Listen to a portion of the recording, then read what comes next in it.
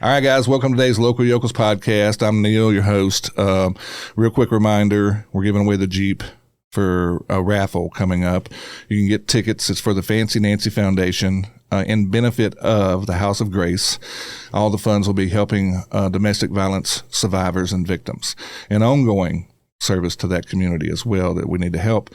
Partly brought to you by Roofworks Roofing Company. Spider Off-Road, you guys know them. They're badass. They do everything. Jeeps, four-wheel drives, whatever. If you need something done, go check them out. By the way, good story. We'll talk about this as the show goes on because we're in a winter storm, and those guys and their friends were unbelievable. So MSJ, Mid-South Jeeps, and then Rough Country. Those are some of the people that helped us get this Jeep done. So thank you for that. And you can go to the Fancy Nancy Foundation.com website. You can find it on Facebook and get your tickets today. Very cheap, and it's going to go to a great cause. Thank you. On to the guest today. We have one of Mid-South's probably most prolific racers of today, Dale Howard. I wouldn't say that. You are, man. I see it all the time. How many people can say they're the USCS champion of 2025? Well, nobody. Nobody. There only but one. Dale Howard, there's only one. So tell people about that. It's a 360 series championship that you won this year, correct? And tell us a bit about the season. This is, by the way, open-wheeled sprint car racing. If people don't know what this is all about, because some of my listeners may not know exactly what we're talking about. But Dale is an open-wheel sprint car racer in the 360 series. That's correct, right? Yep. All right, man. So tell us a little bit about the differences. Where you mostly race, the series itself. Just go all over the place. Tell us all about it. So they kind of have two different series that runs around the United States. Yeah. You've got the ASCS, which is the American Sprint Car Series, and they race kind of in the West and the North. Okay. Then you've got the United Sprint Car Series, which runs more from, say, the Memphis area over east and south. Okay, so Alabama, Florida, Mississippi, Arkansas, Tennessee, some as well, right? Oh, yeah. Yep. And I know that you do go to Florida a lot, and also Alabama. There's a lot of tracks all over the place. Dirt track racing, by the way. Yeah. Shout out to my buddy Jerry Mask, by the way. This dude has it piped in. You know what I mean? Yeah. I can call him. What are you doing, man? Well, I'm waiting on a race to start. I'm like, well, who's racing tonight? It's Monday. Oh, man, they're running races over. Does he really? He's got it all streamed in, man. He's been doing it for years. So he loves late models and some open wheel stuff, but I think his real true passion is the late models, And so I actually drive late models too. Have you been doing that lately? Yep. Yeah. I ran a couple of shows at West Memphis this year, and I knew that. One of those. That's a different kind of racing. Oh, yeah, it's completely different. Different. Yeah. I am a novel at these things, but I love it, right? So anytime you're streaming your races, which your daughter does, by the way, shout out to her. That's Taylor Howard. Taylor Howard.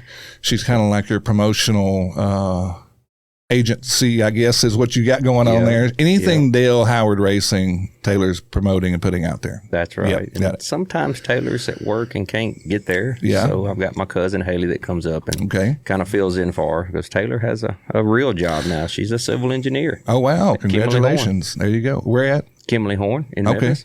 Good deal. So, but they travel with you when they can. They do. Probably not as much as they used to. I think things are probably got busy for her. And of course, your wife, give her a little shout out, because we know without her, you can't do what you do. Well, she don't ever go. She don't ever go? No, she don't ever go. She just supports you from home. Yeah. Right. There was probably some in early ons, you know what I mean? She probably went to a few, right? Yeah, she did. I'm sure, man. It's you got to have dedication for this stuff, because it's every day. You're working on it, or you're traveling, or you're racing. I even talk about that with some of the drag racers we've had on recently. The Neil Racing, Ricky and Michael. I mean, it's a family affair, man. Like friends, family, whoever, and it's daily. Never rest during the season. That's right. And when the season's not going, you're building for the next season. That's exactly right. How much time do you have in between the end of the season and the beginning of the new season? So let's see. Our last race of the year is, we race almost up into December. Yeah. Yeah, we race almost our last race was the week before Thanksgiving. Okay. And then we're starting back this coming weekend in Florida. So about 2 months. Correct. Yeah. Of the coldest time of the year, which is kind of typical for racing because, obviously people don't want to be sitting out at an open wheel or, a dirt track somewhere in the middle of Arkansas or Mississippi. It's a little cool, and probably the cars do better, because they run cooler air.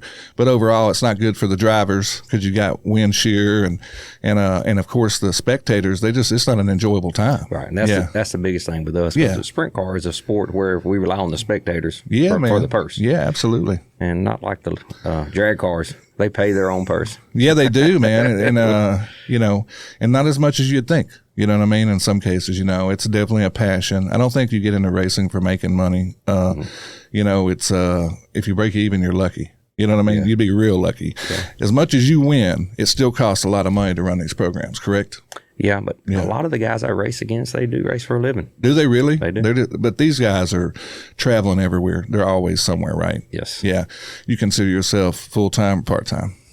Well, I race as much as the full-time guys. Yeah, but you also have a day job I know about. Yeah. Yep, I have 2 full-time jobs. 2 full-time jobs. Matter of fact, we'll talk about that a little bit. Not only is Dale a race car driver, but he also owns a transmission shop. Mm-hmm. And you can tell people about that.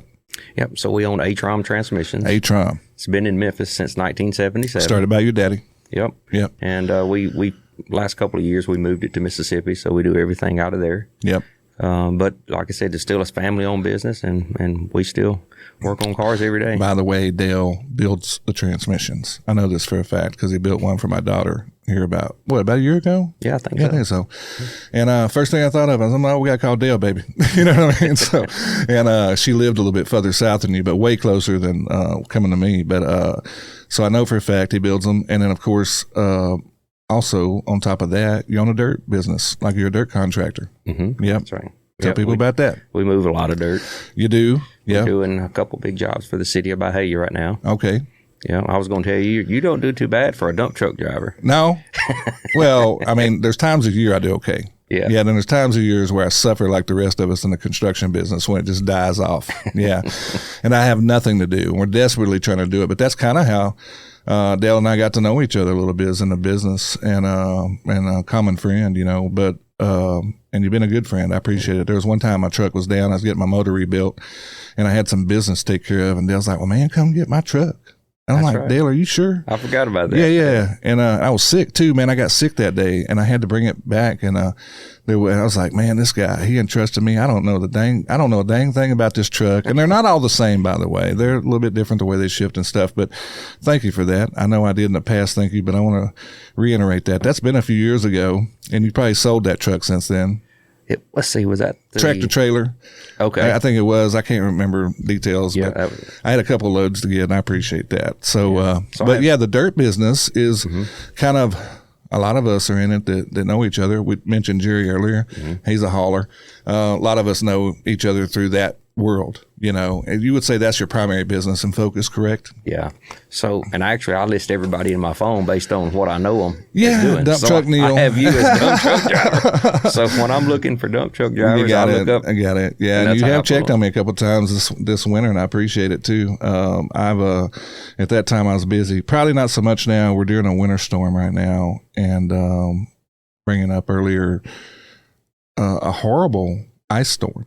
How was it down at your place? Oh, it was bad. Bad. Yeah, because you live kind of more on the east to southern side, button up with Marshall and Tate. Correct. In that area. Yep. And that's kind of where the tip of that went through. We got it bad here, but the freezing rain and all that stuff kind of came through your area a little bit. Did you lose power? Did not lose power. Thank you, North Central. Yes. Yeah. Because if you'd have been on the HSUD, you'd have been in trouble, I believe. Yes, I'm glad I'm not. Oh, my gosh, man. That thing is horrible.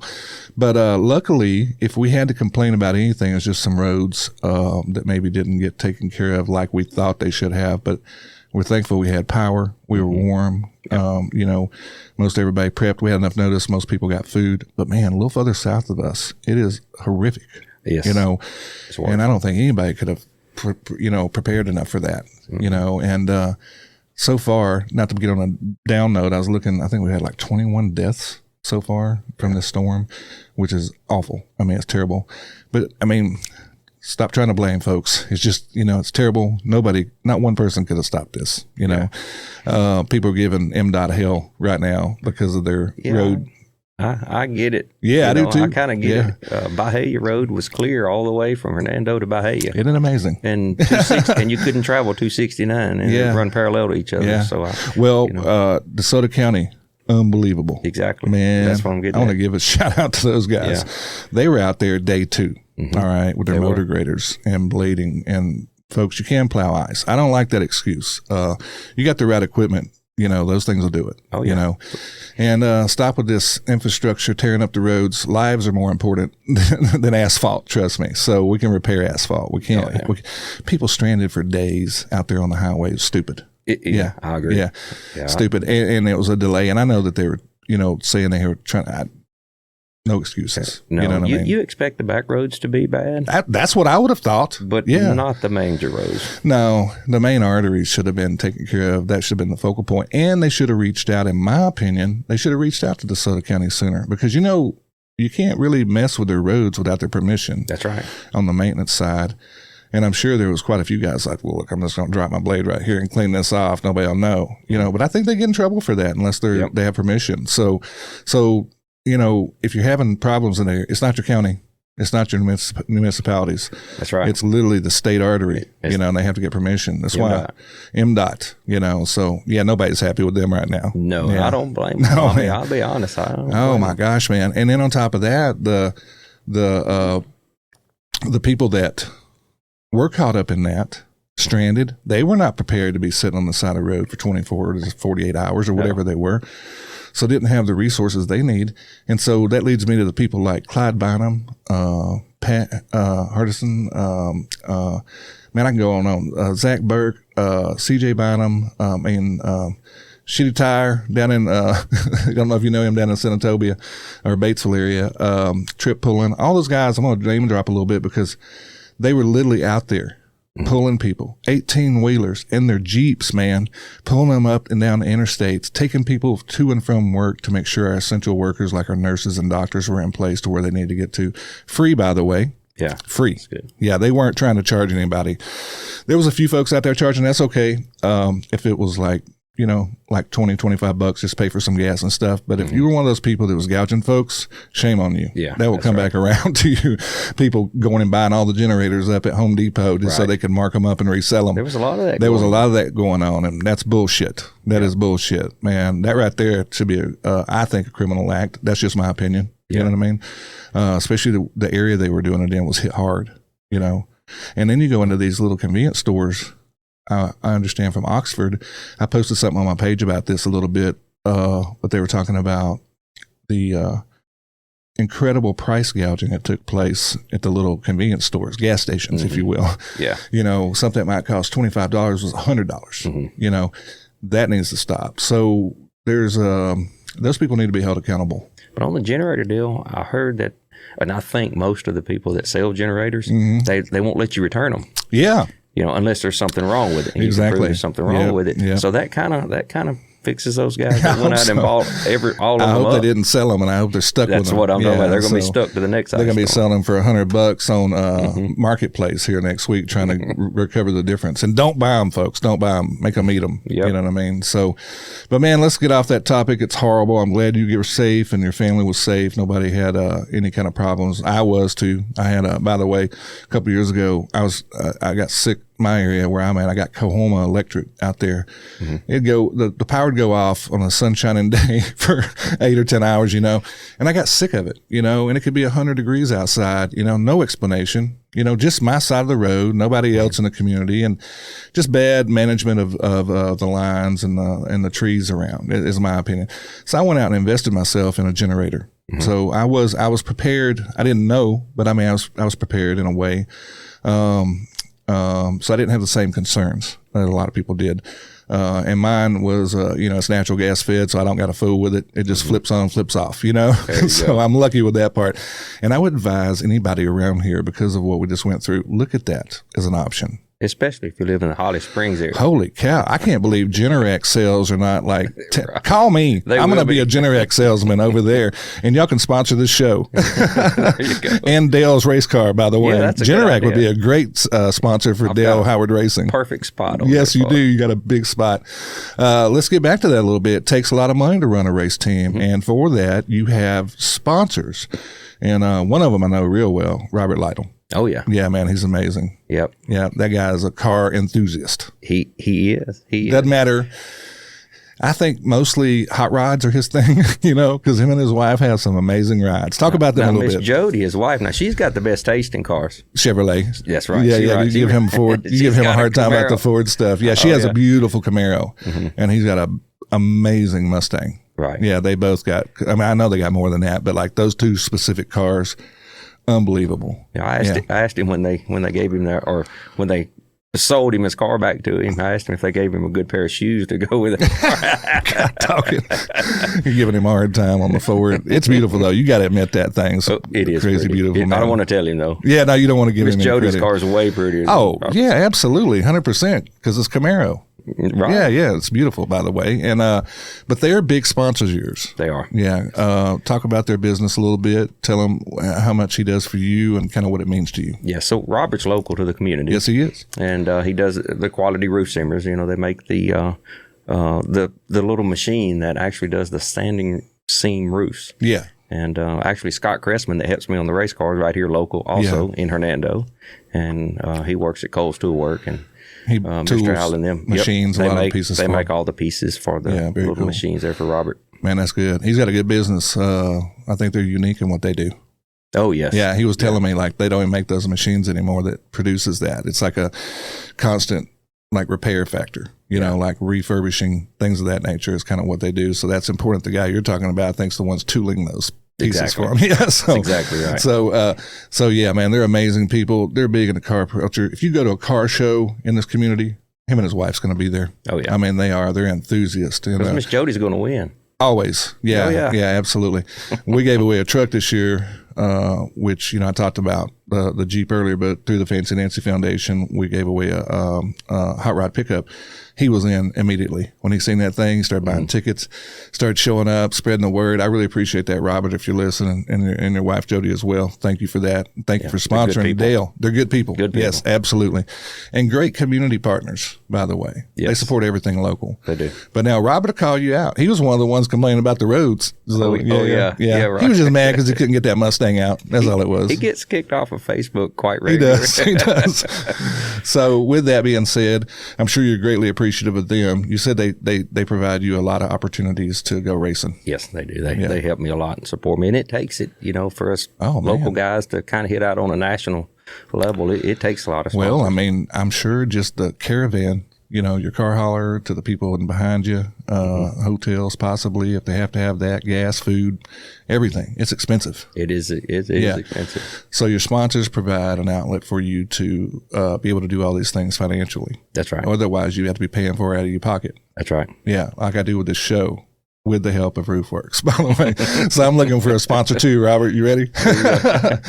So anyway, we gave him a lot of love in his company. Who's next on your? I see you're wearing an XC gear. Yep, I'm wearing the XC gear, and we'll probably get on that discussion here in a few minutes. They're local also. Yes, they are. But I've got Alan Smith over at Boar's Night Out. Oh yeah, we'll talk about him. Yep. They do.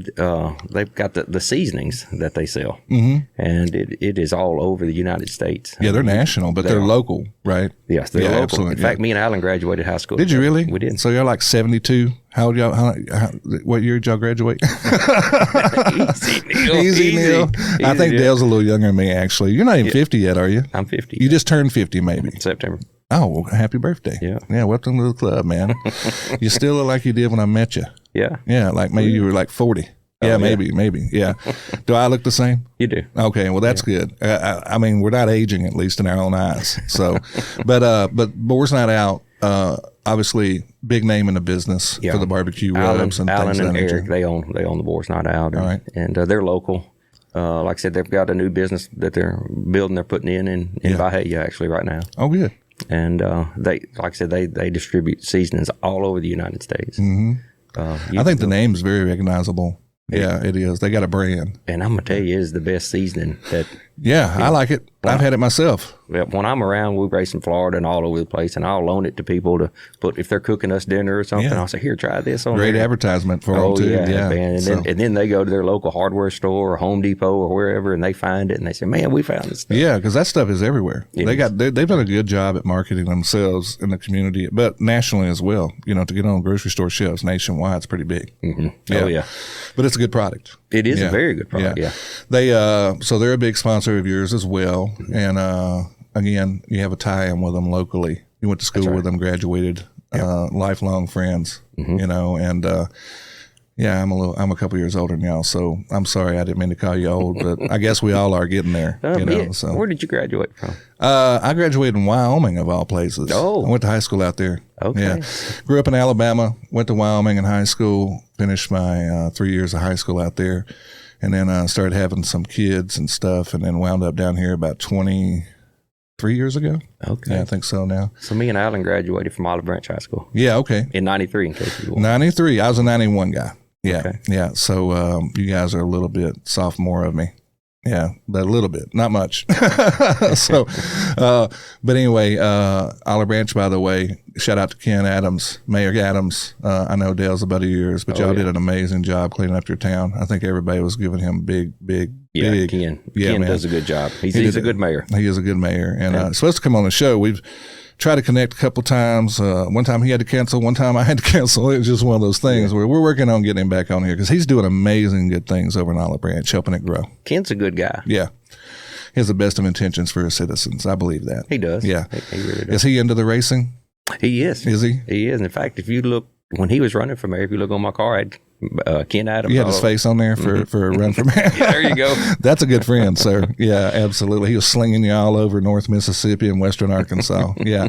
So, but you talk about Boars Night Out, obviously a big sponsor, and then you got Team XC Gear. That's right. So they're local as well. That's exactly right. If people don't know what they are, I had to kind of like originally back about a year ago when I found out they were sponsoring you, I looked into it a little bit. Unique in the ideas of what the guy brought to the table. A little bit, you know, who would think there could be some aftermarket bushings and things of that nature that would make such a difference? So you probably know Lance Smith. He owns XC Gear. Okay. Him and his wife Lisa. Okay. So you probably know Lance from. He used to be one of the partners in Tri-Firmer. Okay. Here locally. Yeah. Okay. I know the name. Mm-hmm. Yeah, I do know the name. So they did all the work around South Haven. Yes, they did. Hernando. And, absolutely. Him and he was in it with. I'm trying to think of the guys' names now. One of them was Myfus Williams, I believe. Yeah, and Matt Campbell. Yeah, there you go. Yeah, there you go. That's the three. Myfus is still a big player, and I think Matt still does a little bit of dirt work and stuff. Yeah. Anyway, so Lance got out of the business. Yep, he sold his partnership and out. Went on and started doing. He creates and builds his own polymer bushings. That's right, for a motorcycle. For motorcycles, handlebars, racing strap. I guess some of the suspension parts too. You know. I think so. I know he does the foot pegs and the handlebars. Yeah. I'm not a big motorcycle guy. Yeah, but he does a lot in the motorcycle world. He does. Yeah, he's real big over there. So like when you're riding, if you can imagine riding like a dirt bike or something, he creates these bushings that are better absorbers of the transition of inertia, so to speak. That's right. You know, so he's figured out some kind of science to that. And he's got different levels to it too. You know, what your specifics are. Yep. I was really intrigued by his technology. I need to get him on here because I think it's something people could really get behind, a local business that has been so innovative in what he's doing. Yeah. Me and him were actually on a podcast about a year ago. Were you? Yeah. You weren't on this one? No. This was one that was from Oklahoma. Okay. And we did it remote. Oh, yeah. I haven't done that. I haven't done it. I'm not saying I wouldn't, but I really like the in-person stuff, you know, because it gives it a better feel, I suppose, you know. But I could do a remote one, you know, but I'd like to have Lance in here. Yeah, just in here. Maybe in a different location, though. We're getting ready to move studios, believe it or not. I just got told that. So, yeah, just a location, still in the same area. We're just kind of moving a spot, you know. We've done that twice. Yeah. So we're just looking at something new. It'll probably look exactly the same on film. Oh, yeah, you'll never even know the difference. But Lance, he's also local to Hernando. Yeah, he grew up here. Yep. Got it. His business is in Coldwater. Okay. On 51, 306 and 51. Right. And so that's still close. Yeah. So he's obviously probably works with you obviously promoting you, but there's also this connection because he provides products for your race car. That's right. Yeah. And talk about that a little bit. So, like I said, Lance is one of our big supporters. Yeah. Actually, Lance's wife, Lisa, Mm-hmm. her daddy used to be on my dad's pit crew. They used to travel the country together. Yeah, yeah. So that's kind of, so I really knew Lisa before I knew Lance. Oh, wow. Yeah. Wow. But, that's very cool. Yeah. So anyway, it took us long years to put all the connection together. But, Yeah. but yeah, Lisa's daddy and my daddy were big buddies. Okay. And my daddy raced back in the 70s, 60s, and early 80s. So you're a generational racer. That's right. Yeah. Did his dad have anything to do with it, or was he just the beginning of the, because I mean, probably, what kind of racing did your dad do back then? Sprint cars. Sprint cars, same thing. So that's probably a fairly new sport back then when your dad started. Was he one of the kind of like the ones on the front end of it a little bit? You know, I think they were racing sprint cars back in the 50s. Really? I believe so. Wow. Yeah. I mean, everybody thinks NASCAR and stuff, you know, it was like just, that's what you know from the 50s and stuff, you know, like from the Moonshine Runners and stuff. But I can imagine having these little cage cars, you know, was pretty cool. Right. Dude, look, you need to explain to people. We'll finish talking about Lance a little bit and what he does before we get into that. We'll talk about the experience of racing, like what it's like to get behind a rocket on wheels. You know what I mean? Yeah. That'll literally pop a wheelie. But from Lance's standpoint, does he come out and help you? Like, obviously, he has to have some kind of a real knowledge of the needs of the racer. So you help him with ideas of what could be better? Right, because he has a dirt bike background. Yeah. And I've got a sprint car background, obviously. Right. So I try to help him in that aspect. Sure. You know, he comes to the racetrack with me some, and he learns all he can. And me and him we went up to Indianapolis and did all the testing together. Sure. We went to the trade show this year together and last year. And so he's really learned a lot. And I try to help, you know, show him the ropes when it comes to sprint car stuff. Sure. And he's done an excellent job. The XC gear is actually, the Monkey Bar XC gear has actually really taken off. I mean, there are guys all over the United States and Canada Right. that are running his product now. Wow, that's amazing. And the Monkey Bar is basically the stuff when you strap down, right? It's the bushings that help with the jarring and the... Yes, because normally the seat was bolted straight to the chassis. Right. Okay, and then we sit in the seat. Yeah, it's rigid, man. It's like just metal on butt. Yeah, and it's all fine, you know, as long as your suspension is working. Yeah. But as soon as your chassis hits the ground, it bottoms then out. Your seat is bolted directly to that chassis. Man. So my little brother is actually paralyzed from that actually what happened. That's what happened to him. Yep, that's what he happened. bottomed out, broke his back or something. That's right. Man, I'm sorry to hear that. I knew that too, by the way. He was a racer. Loved it. Oh, yeah. Just like you and his dad. He still does. Yeah. But with that, you start seeing an idea like, man, I got to do better. Like there has to be something here. Well, actually, Lance knew my background, so he came to me with it. Mm-hmm. And anyways, long story short, he came to me and we got together and kind of put our heads together. And he already had this idea from the handlebar background. Right, from the motorcycles. Yeah. From the motorcycles, yep. And so we just took that and kind of put it on a sprint car seat. So now we have a cushion in between the seat and the chassis. Yeah, so they help you a little bit on those impacts. That's exactly right. People don't realize, man, it's violent. Violent. Like it is. It's like if you can imagine just, I experience it because I have a non-air ride truck. So I know what it's like, just boom, boom, boom, boom, all day long, but not going 120 miles an hour in an 8-mile track or whatever it is you're on. But you probably have an air ride seat. No, yes, I do have that. Yes. So But you don't even have that. Yeah. Right, but imagine letting all the air out of your seat. Oh, my God. I don't even want to think about it. Then that's what it would be like. And extreme speeds, too. Like, you got no chance to prepare, like, your body for it. Right. You know, so, and that's probably what happened to your brother. Like, he just didn't know what was coming. Right. You know what I mean? So, had a crash and then absolutely. So I'm sure, you know, that's awesome, man. He come up with this technology for something, just knowing what you guys have been through, you know, and also a new market opportunity for him to get into. Is a lot of people using his products within the racing industry? Or is it kind of hit or miss? No, it's blown up. It's huge now. So everybody's getting it now. Everybody's. Well, shout out to Lance. You know? Oh, yeah. So he helped a lot of people. I'm sure there's going to be copycats, but he's got some he actually real has technology. It patented. He has it patented pretty good. Oh, well, good for him. Yeah, he's got it patented pretty good. Yeah. Good for him. So, you know, that's awesome. And I do know he has different levels to it. Like, you know, you can adjust what your liking is. Like if you like a little stiffer one, or a softer one, whatever. That's basically, it'll be based on somebody's weight. Sure. I'd have to have the stiffest one possible. I'm a big guy, Dale. Yeah. So I don't even think I probably could get in a sprint car, to be honest with you. It's probably tight in there. So sprint car drivers are normally small. Yeah. And I mean, you're not a small guy. You're average, you know, but I'm sure they're a lot smaller than you. But I'm kind of on the bigger scale of sprint car driver. You are. You know, the people that you race against, we'll talk about some of that. I mean, you race against some big time names. Kyle Larson, I'm sure Casey Kane, people like that, that's through the industry. People recognize this through the NASCAR world. They all kind of come up. Ricky Stenhouse Jr., all these folks, you know them. Yeah. You race against them. Yeah. You win against them. Yeah, you do that too. You try to. You've done that a little bit. Tony Stewart, people like that. You're well known in that world. I don't think people appreciate how vast your career has been. You've been racing a long time. You've been doing good for a long time. And it's amazing at 50, you're still, because, you know, it's usually when you start talking about it a little bit, there's a downtrend in your success as you get older. So you're not having that. You think it's just because you're healthy. Not yet. Yeah. But, you know, at some point it'll happen, and you know, I'll have to step aside when that happens. But right now, but look, man, here's the thing. I see this, and you say that, but then when you talk about, you have a dear friend, and I only know this because my daughter ran into him at your place. You know, she drops off her transmission, and she gets this grumpy old dude comes out, and he's like, "What do you want?" She's like, "Well, I'm here to drop off he goes, "I'm working on this race car. Just put it right over there." And I told Dale, I called Dale, I'm like, "Well, she just dropped it off. I hope that wasn't your dad." "No, that was Sammy." And I'm like, "Sammy who?" And he goes, "Sammy Swindell." I'm like, "The race car driver, Sammy?" He goes, "Yep." That guy's still racing. He is. That's unbelievable. He's exactly almost to the day 20 years older than me. Yeah, 70 years old and still competing at a pretty high level. I told him I wanted him to keep winning. That way I know that I got 20 more years. Yeah, man, that's awesome.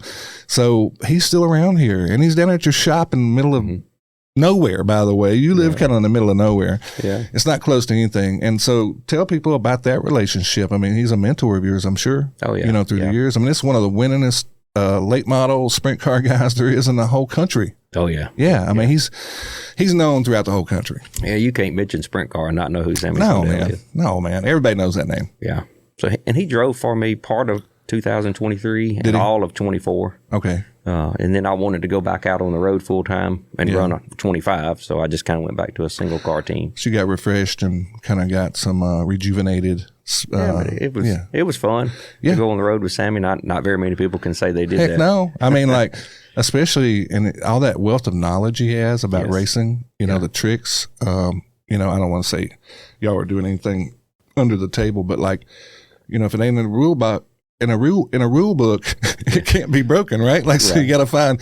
I hear this about racing all the time. If it wasn't in there, we didn't do anything wrong. So you know, that's one way of looking at it. That's one way of looking at it. But anyway, our rule book's pretty thick. It's pretty thick. I'm sure, man. Like over the course of 50, 60, 70 years, they have seen it all. You know what I mean? He has. He has seen it, everything. Yeah.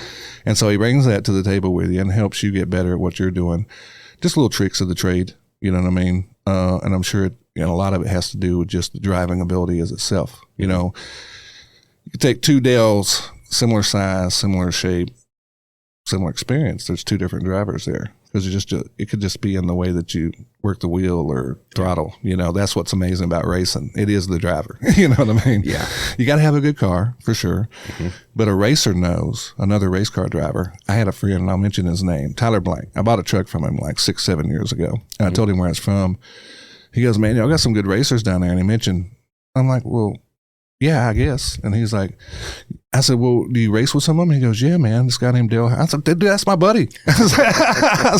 And he was from California, Missouri, of all places. Oh, really? Yeah, I know where it's And his name is Tyler Blank, and super cool dude. And he races up in Iowa, the Nashville, I guess that's what it's called, right? Nashville, Iowa. Is that the name of it? Knoxville. Oh, Knoxville, Iowa. Right. Yeah, okay. Man, I'm stupid, right? He's not too far from Knoxville. Right. So he's real close to it. So that's a big racing in the USAC area, correct? So that's the big game up there with the Iowa racers and Missouri and Midwesterners, if you will.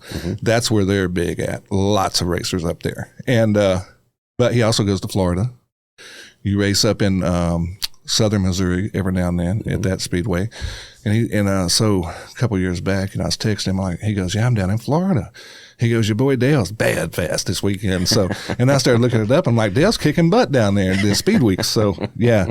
Talk about that a little bit, like the transition from, taking, these local tracks to going down to Florida when everybody in the country goes down there for just a couple of weeks. So I'm actually one of the guys that I enjoy competition. Yeah. So a lot of times I'll go where I know there's a lot of competition. Yeah. Just to size myself up with them. I mean, I really enjoy that.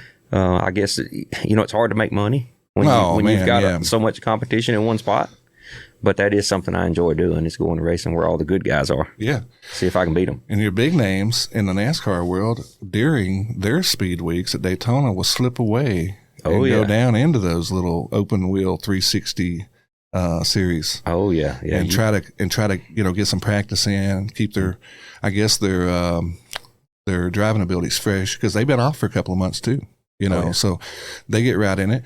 Sponsors want to have a big name in their seat. There's a lot of that stuff. A lot of the NASCAR guys grew up racing sprint cars. Jeff Gordon, Tony Stewart, I go on and Clint on. Boyer, all those guys. That's exactly right. Kyle Larson, all of them. I think you have to cut your teeth somewhere. Now, little Ricky was my crew guy before he went to NASCAR. You told me that. Yeah. He's really good. He had a real good stint in the no pun intended, a real good stint in the sprint car series. Yeah. So his dad's a big time supporter of his. Local guy from Olive Branch, Mississippi. That's right. Yeah. And he made it to the NASCAR big time, and we're all proud of him. It's hard to really be at the top level in that game. Oh, yeah. So we talk about that, the Kyle Larsons. You see, this dude, I don't think there's nothing he can't drive. Right. No, I mean, it's good. Unbelievable. He is good. Like, he can literally, I think he races 7 days a week. I seem to wonder that sometimes. And that does help him that he races all the time. Yeah, because he's so, all of his stuff's tuned in. And he's never drove that car. He shows up and the guy goes, here's my car. You go drive it tonight. Right. He's never did like a practice lap really or anything sometimes, Jumps out there and competes. I'm not going to say he always wins. I'm just saying because every now and then you'll see him slip back mid-pack or tail and something. But usually he's close to the front. He's going to get everything out of it. Perfect size for a racer. I mean, he's not very big, but he's also he's fit. But he's actually very small. Very small, very fit. Casey Kane, very small, very fit. But Kyle Larson, maybe even smaller. I'd say Kyle probably weighs 120. Yeah. I weigh 170. But fit as a fiddle. Yeah, and then on top of have to be racing like they do that. Yeah. And he's young, but I think he's like 30 now maybe. He's a little bit, maybe getting a little older, but still super young compared to us. But there again, you get to experience all this amazing stuff. And then when you can go race against those guys and win and compete, that says something about you, Dale. Yeah, well, I appreciate it. I mean, you really have to be proud of that. I know sometimes you probably aren't in the wherewithal. I was like, dang, man, I just raced Tony Stewart this weekend and beat him. And that did happen. Oh, yeah. Yeah, you've done that before. Oh, yeah. And he may be one of the most prolific open wheel racers there is, because that's his passion. That's what he loves. Yeah, that's how really you get respect from a guy like Tony. Yeah. You beat him. Yeah, absolutely, because they're not used to getting beat. You're not going to beat him with money. No. You're going to have to outdrive him. You have to outdrive him, and that's the thing that's what I was getting back at. Like, the driver knows what it's like to experience when your car is hooking right and you got all the right moves. You know what I mean? And if it's one thing to get that, and some drivers get it once, and then it's just like forever chasing that. But like when you get it week in and week out, the thrill is still the same. There's a different track. There's a different car. It's a different tire setup. It's a different whatever. Nothing ever stays the same. No, not in our world for sure. Hey guys, this show is brought to you in part by RoofWorks Roofing Company. Not only just friends of the family, friends of the show, but great people, a great company. You can trust them for any of your roofing needs. Call them today. Check out what they have to offer. Free quotes, free inspections. And I can tell you right now, they're going to back up their work.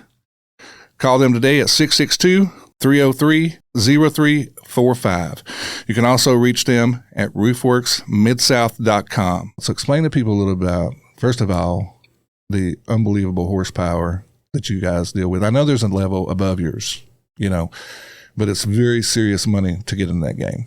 Yeah. That would be the 410s, correct? Right. Yeah. They just don't race the 410s in our area. Yeah. I mean, occasionally I'll go race a 410 with them. Yeah. But they don't run in this area a whole lot. So it mainly in the south and southeast. 360. You just see 360. Yeah. 310s, 360. Is it 310? No, there's not. I thought it was a 310. Maybe it's 410. I was thinking It's 410. Yeah, like the Outlaw series, World of Outlaw series. That's a big one. People know that name there for a long time. But those are kind of 410s. Those are like the big boys.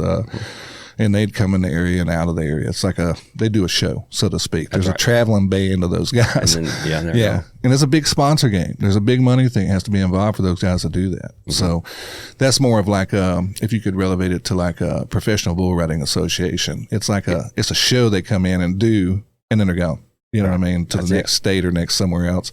Whereas you guys are more independent. They're racing each other. We can obviously want to win, but y'all's is independent. There's not, one person behind the whole thing. It's individuals showing up to race to win the purse. Yeah. To race for those guys, you have to race for a living. Oh, my God. Because they race all through the week, and then they travel they're Wyoming or wherever. Yeah, man. They go everywhere. They're Colorado, California. It's coast to coast. It's much like NASCAR. Just on the open wheel level. Yeah. It's kind of work it. That's what I see it as. At least I'm able to race mainly on the weekend. Yeah. So I can still have my full-time job, both of them. Well, if somebody would have stepped up and give Dale a multi-million-dollar sponsorship, he could quit all this crap and just go racing. Right. I'll just buy Neil a new dump truck. That's right. Just give me yours. I'll take him my old one that he likes so well. I like the old trucks. I take your red Peterbilt. You still got it? Yep. It's 379 Peterbilt. Let me tell you where it's at. Where's it at? I had it over there in a shop in Bahia having a little mechanic work done to it. Yeah. And during the snow, the roof fell in on it. Oh, my God. Did it damage? They think mine is one of the ones that didn't get damaged. Oh, man. But they're not sure. Was that J&J? It was. Oh, my goodness. I hate that for them. I didn't know that. But, that's where folks, these metal buildings around here have been catching crap. Like our buddies, I was watching this on social media, Ronnie Giesler and those guys. Yeah. Their personal shop at their house. He has where he stores a lot of his pristine personal vehicles, like from their drag cars to maybe something they built when the kids were coming up. It's like personal projects that he's got, and he's got them all stored in there. It collapsed. Damaged a lot of the vehicles. And those were nice cars, too. Very nice cars. Nobody does better work than the Gieslins. That's a fact. We know that. So Ronnie's hot rods, they will recover. But just emotionally, to see all that work and the history and all that stuff's amazing. I think Robert helps those guys, too. He does. Like I said, man, Robert's like in every aspect of car culture. So it's not about, to him, I don't think it's self-promotion. I think he just loves it. I really do. Because he's really, he's everywhere. He could sit back at home and watch it happen. But if you go to these things, he's there. That's right. You know what I mean? And it's not anything about trying to get any recognition. He just loves it. I can see it in him. He just loves hot rods. And by the way, he has some beautiful cars. And Ronnie helped him. I think of that yellow truck. I don't know what it is. Trying to think of what it is. But just as I kind of got a glimpse of it one day. I didn't get a chance to really look over it, but I think Ronnie had repainted it or done something for him. Yeah. So shout out to those guys. I know everybody's trying to help them get back on their feet with their stuff as well. So, but a lot of the metal buildings suffered throughout the area. They did. Buddy of mine in Red Banks collapsed on all of his equipment, tractors. There was a lot of them. Man, first of all, you think, well, they're not well built. Listen, they are. If you do the math behind what per square foot weighs of 5-6 inches of ice. Mm. Yeah. It's, those things could not hold up with that. Might be 20,000-30,000 pounds in a certain 10-20 foot area. Right. That's a lot. Yeah. I don't care what it is. It's 10. It's a metal building. It's not built out of concrete. So it's going to collapse under a certain amount of extreme pressures. And the weak spot gives, and that's where it went. So most of our buildings right here are not engineered for that much snow. No, man. So we don't get that kind of snow. That's right. So you don't have to engineer them for that. If it was up north, then yes, they would be reinforced with red iron or whatever it is they do in there. I don't know. So you're going to have to go dig that Peterbilt out of that building. Well, if it's free, I'll go do it. Yeah. So, and I hate that, man. I hope they get it back recovered, and I know they got a lot of trucks over there. So, and I know they were doing some mechanic work. What were you having done to the old Pete? Oh, they were putting a clutch in it for me. Oh, yeah. Mm-hmm. Well, hopefully it didn't get damaged too bad. It's a tough old truck. That's why I drive an older one, just because I'm in people's backyards, trees rubbing against it, tearing down limbs as I'm dumping out and stuff. I just cannot have a new truck. Yeah. That one's a 06 379 Pete. They don't make the 379 Petes anymore. Sure don't. They should. Yeah, especially the one like I got. You got one like I got. It's tandem, and those are rare around here. You know what I mean? You just don't see them. Everybody wants quads and tries. If you know what we're talking about, folks, you know. So, but I prefer my tandem because it's a Mississippi truck. You know what I mean? Right. And you get more time out of those because you're not abusing them. You know, with the weights and stuff. You know, overloading, if you will. So, you got yours from BMP. That one I did. Yeah, the 379. Yeah. So that one I got from BMP, it's actually a tandem dump truck. It's a 378. Yeah. But the one that's in the building at J&J, it's my 379. Oh, okay. I guess I didn't know. I've got two 379s and a 378. I can't remember. I think I drove one of them one day just to move it. You might. Yeah. You might. If you drove the dump truck, the tandem dump truck, that was a 378. I think it was. Although you really can't tell the difference in the two. It's hard to tell. Yeah, the 378 has a fiberglass hood and 379 has aluminum hood. Yeah, that's right, because it's all riveted together. That's right. Yeah. That's the difference in them, the 378 and 379. They're shaped the same. Just one of them has a plastic hood and that's about. Well, I'll tell you this: I can't pick the hood up on the 378 because it's too heavy. Yeah, man, mine's the same way on my Eagle. I've got that thing. Anybody that works on it, like, Jesus, man, what the heck, man? I'm like, well, it's just a one-piece hood. You know, they're huge and they weigh a lot. You know, for them to be tough. You know, it takes every ounce of what I got to pull that thing up. Yeah, and I'm a big guy. Yeah, man. And I weigh so 170. Right, I can't hardly. So get two people have to kind of like get on each side of it. I said I need some kind of lift assist on it. They probably had one back in the day. 379 is aluminum hood. I can raise it up easy. Yeah. And the good thing about those are you can replace panels on them and stuff, which is cool if you know what you're doing. You know, I often wonder, like, if something happens to mine, I'm done. I'll be riding around with a hoodless truck. I don't know where I'd find another hood like that. So, but anyway, the racing side of it, getting back to that, from the storms and stuff, you know, that happen, you know, is that going to delay some of the races going on that you know of? Because people just not be able to get together, get ready. Yeah, I think it's going to delay us just a little bit. Yeah. Normally we start in South Florida, which we would have to leave Wednesday. Well, my truck's in the body shop over there in Olive Branch. Being worked on. They can't get parts in because we've been snowed in for 2 weeks. Again, because MDOT didn't clear the roads and trucks were not able to get through. So I'm going to blame MDOT if I miss a race. Yeah, absolutely. That's what we need to do. Governor Tate Reeves, if you hear this, be more prepared next time. Fire that guy. No, I'm just joking. I don't know, man. I don't know nothing about it other than just, you know, I know it's terrible. We're armchair quarterbacks because we were up here in the warm weather, plenty of food. We didn't have the same, man, those people suffered, still are suffering. Yeah. You know, you get down, there's places still without power. Yeah. And it could be a month, you know, they talked about in some areas, you know. So Oxford got hit hard. Terribly hard. And there's people coming from what is it, the Cajun Navy. They were talking about those guys. If anybody knows about them, they were sending up supplies and everything. The National Guard finally showed up like on day 5, I think, or something like that. You know, have you heard of Mike Mahler? He's a big late model racer. He races with the World of Outlaw late models. Okay. And I texted him the other night. I told him happy birthday. He's in Corinth doing storm cleanup. Wow, man, good for him. And he's normally on the tour with. Well, I mean, you know, it's humanitarian needs, man. Yeah, you know what I mean. He's one of the good guys. Yeah, I think there's a bunch of good people that were out there during this thing. We can name a bunch of them.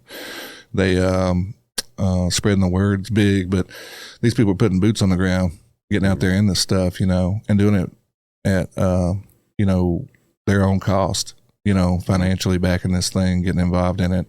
Like I said before, with the Spider Opera guys and all their friends, you know, from the MSJ Club, that were out there helping get people to and from, pulling them out of ditches, because even the wreckers couldn't get to them. That's right. You know what I mean? That was a big issue. Like, you can't get a 18-wheeler out of a ditch with another 18-wheeler. You know what I mean? If he can't get there. That's you right. know what I mean? Because that's the problem. Those things are heavy, man. They don't do good on ice. They're not 4-wheel drive. So they depended on a lot of local people. And there were some people pulling people out locally that shouldn't have been, you know, because they don't know what they're doing, hurt a lot of people's vehicles. But these guys are doing it the right way, try to protect people and get them to a safe area, get them warm. Man, a lot of it was just getting them north of Coldwater. If they could just get them north, Senatobia, I should say, north of that area, that's where it started turning into more snow and they could get better traction and get on up to the warmer areas. But like that band, the way it went across, you're probably just to the north of that, just a little bit from where that kind of went across. I'm over there close to 78 in Bahia. Yeah.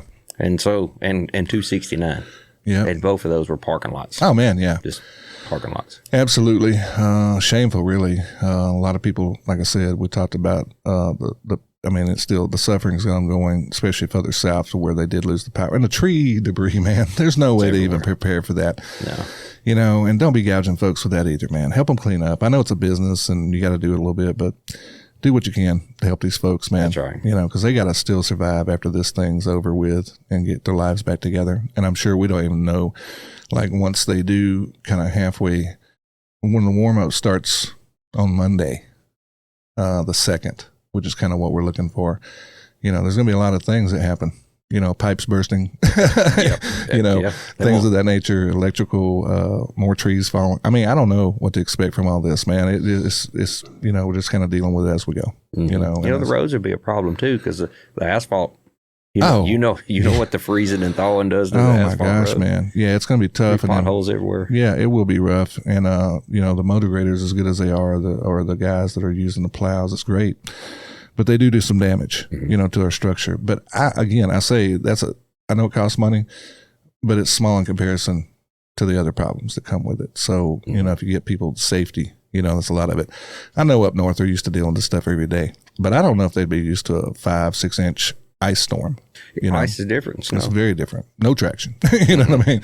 So even in 4-wheel drive, some people struggle, you know, just because your vehicle slides or whatever, you can't get traction on ice. It's tough, you know. So, but again, you got people who are in the racing world that's trying to put, you know, letting that kind of go to the side while they help their neighbors and their friends and their community. And so I applaud that from your friend, you know, that went out there and he's in Corinth over there trying to help those folks. Because folks, we know what happened here, but this is kind of a national thing too. You know, the way it went across Tennessee as well. Nashville got nailed. You know, they're struggling with the same problems we are, you know, and as you go to the coast, same way, parts of Kentucky, you know, all that. It's just, we know what's going on here. It's what we see here. I think it was like a 1,400-mile stretch. Yeah, man, it's nuts. It's nuts, man. It stretched it was absolutely, and brutal cold too, man. It was like bitterly cold. Yeah. And that's a lot of times we get this ice and then it's warm right behind it. Yeah. But this time it wasn't. Man, just days and days of sub-freezing temperatures, and even to the single digits sometimes. You know what I mean? So, man, I just want to put it behind us and move on. Let's get to some. I mean, I don't want the 100-degree heat, but I could deal with some 60s, 50s. I could do that right now. So I think we got some 50s coming up. Man, I hope so, and dry too, by the way. So we can get back to work a little bit, because in our business, that's essential to be dry. So we appreciate that. Now, you can work in the mornings when it's frozen with dirt, by the way. That's right. You got to wait till the thaw hits, but and then you got to get out of there, or it's going to be a problem. That's right.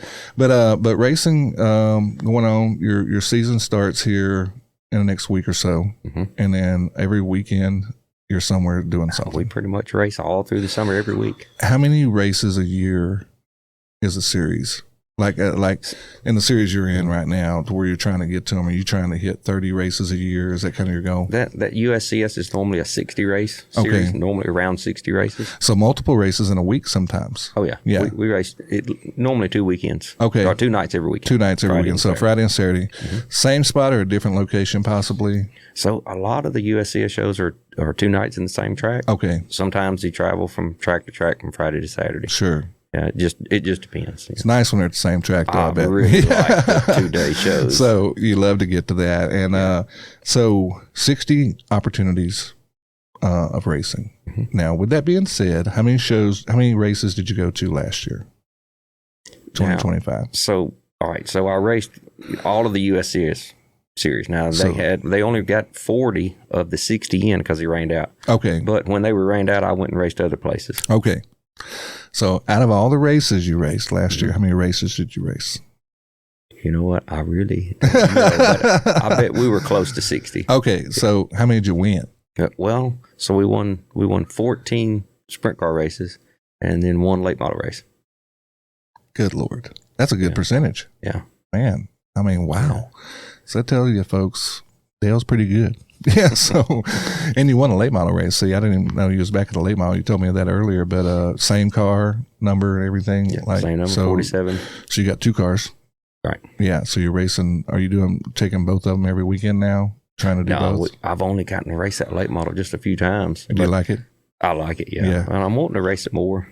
I keep it down. It stays at my brother's house. Okay. He lives down in Independence. Okay. And he brings it to the track and lets me race it every now and then. But hopefully this year I can race it more. Yeah.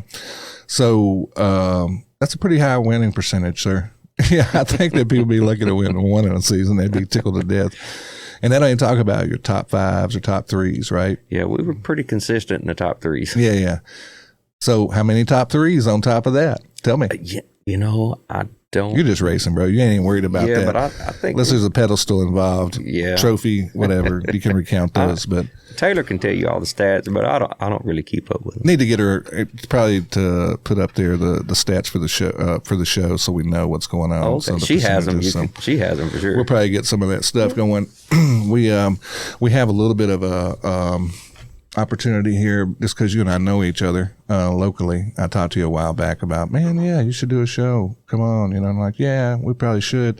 I don't know when I have time, and I'm like, well, you got to make time. And then I got to thinking, well, I don't have time either. I was doing something else. So anyway, this provided once the melt happened, I knew you'd probably be sitting around working on transmissions and not That's exactly what I'm doing. So I thought, man, I need to call him and see if he wants to do something. So, and I thank you for coming in. I appreciate it. And you ever seen the movie The Six Pack? Yes. So we went to that track. This is the first time I've ever been to it. This past year. Kenny Rogers. Yeah. Yep. 1982 probably or something like that. That movie was like that. We was like, you were a little tyke.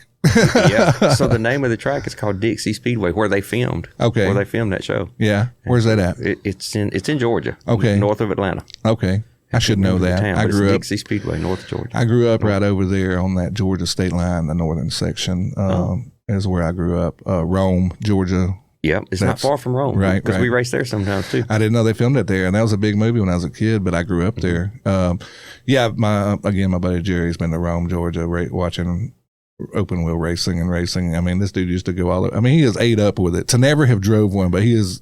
I wouldn't even say he's a fan. He just loves racing. Well, bring him to the track. He can bring himself to the track. Yeah, he's probably been. So, but I didn't know that. I'm trying to think of what that racetrack would. The Dixie Speedway. Yeah, it's got to be in like Cartersville area. I don't know the name of the town, but it's north of Atlanta. Okay. That may. I'll look into it after the show. We'll figure it out. But that's pretty cool. Dixie Speedway. Yeah, it was neat because the track to me looked just like it did in the movie. Hadn't changed. Well, I'm sure it's changed some, but it looked just like it did in the movie. That's pretty cool. Yeah. It's pretty cool. Was Kenny there? No, Kenny. He was already gone. Yeah, he's long gone by then. I'm sure some of those people from that movie are still around though. Probably be pretty cool. I'm sure those kids that grew up. The kids probably are. That's what attracted me to it because the kids, Yeah. And probably the cussing. There was a couple of them that cussed pretty good in there. Oh yeah, kids cussed. The kids cussed all the time. Kenny didn't. He was trying to keep them in control. But yeah, that's pretty cool. That probably turned you on. He was a late model racer in that show, right? Right. Yeah. Stock car, or whatever it was. Yeah. I don't know the differences and all that stuff. You have to educate me that on Dale, but I do know what you do, and it's pretty impressive. Tires. Do you have sponsorships from those guys? Like, do you guys have any of that stuff? Like, we do have a lot of product sponsors. Yes, sure. If you look on the side of my car, you'll see all kind of names on the side. Sure, I mean those guys that contribute. Parts. Might be little things. Could be simple things. Right. Yeah, and but they all add up. Oh man, yeah. I mean, just having something free given to you to provide you for racing to get their product name out there is huge. That's right. You know what I mean? So it doesn't cost them anything other than their product cost. But they're not giving you financial dollars; they're just giving you products. Right. Yeah. So what you need is that multi-million-dollar Goodyear contract. Exactly. Yeah, that's what. Although Robert's amazing, I don't know if he's doing that for you. So, but yeah, I mean, it is. I'm sure everybody in that game, it's a struggle of just trying to keep sponsors going. Sometimes you're traveling out away from your home base, so like people don't know, what the product is because it's like you're racing in Florida and you got a local gas station here sponsoring you from Mississippi. Right. I got to tell you this about Robert, that yellow truck you were talking about. Yeah. He brought me the transmission out of it. Okay. Because it was a Chevrolet. Oh, it was a Ford truck. But it was a Chevrolet. Yeah, he didn't want it. He didn't want to show me He's a that Ford man. At all. Yeah. I can see that. I told him, I said, you must have got tired of walking and put a Chevrolet in this thing. So did you give him a Ford one to put back? Oh, no. I gave him a good one, a Chevrolet. Oh, you gave it back to him. He took it back. You just rebuilt it and put it back in there. That's a beautiful truck, by the way. Yeah, he didn't want everybody to know that had a Chevrolet running gear in it. Oh, my goodness. Well, usually the reverse side of that, like if you know anything about Ford rear ends. A lot of racers put them in their rear ends, Yeah. regardless of the car. Could be a Dodge, Chevy, it doesn't matter, but it's got a Ford 9-inch in it or something like that. So it ain't all bad, Robert. Ford does have some good things. So, but that's funny as heck. Yeah, that's a beautiful truck he's got. But going forward for the next probably 90 days, you're probably going to be ramping up into a busy season. Very and busy. A lot of it has to be going south because the weather is better on the coast. Right. And I know that you like racing in Hattiesburg. I love Hattiesburg. Yeah, that's like your favorite track, you said. Mm-hmm. I know you told me that a long time ago. And I'm like, dang, that's a little ways. Yeah, but it's worth it. I love going down there. So that one's big in Mississippi. That's one of your favorite tracks. Mm-hmm. You do race in West Memphis, Arkansas, which is probably your home track. That's my home track, yeah. I know a lot of us locals, that we know people, all of them. I know Bubba Wilburn. He's raced over there years ago. I don't know. Good old Bubba. Oh, yeah. That's my buddy. Just a lot of local guys have been in and out of the racing game that's raced over there through the years. And still, young kids coming up, trying to get in it. That's the place we go to around here. Yeah. So how often do you get to race there? Is it, the traveling series goes there several times a year, goes to West Memphis. But then also if I get rained out of town, that's where I go. You can just show up over there. And they're like, oh, man, Dale's here.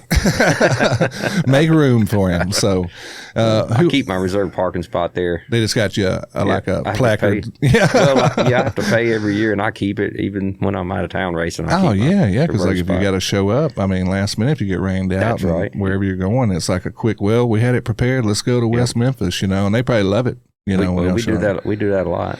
Yeah, and I think, I really wish we had one over here on this side of the river. Mm-hmm. I know they've tried it a couple of times. Now, Motorsports Park is opening back up. It's coming back. Yeah. They're going to have a dirt track? They are. That's amazing. Yes. Yeah, that's going to be awesome. Yeah.